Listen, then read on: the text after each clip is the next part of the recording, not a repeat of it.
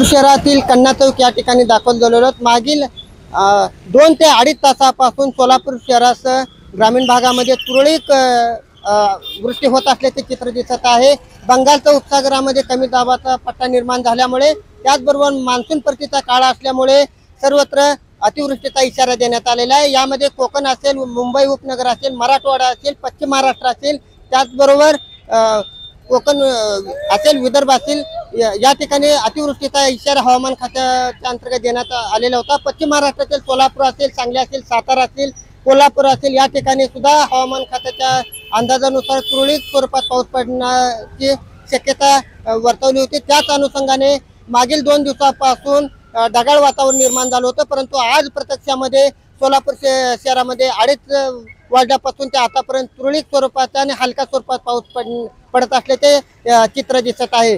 जेणेकरून मागील काही दिवसापूर्वी सीना आणि भीमेला झालेल्या पूरस्थिती निर्माण, त्याचबरोबर ग्रामीण भागात आणि शहरी भागात झालेल्या अतिवृष्टीमुळे दोन्ही नदीकाठच्या शेतकऱ्यांचं अतोनात नुकसान झालं होतं। परंतु सध्या अर्धवट राहिलेल्या दिवाळी सुद्धा सण हा पावसात जाणार की काय असे सध्या सोलापूर शहरातून चर्चा रंगत असल्याचे चित्र दिसत आहे। कॅमेरामॅन विकास जाधव सह मी नारायण घंटे, लोकप्रधान न्यूज, सोलापूर।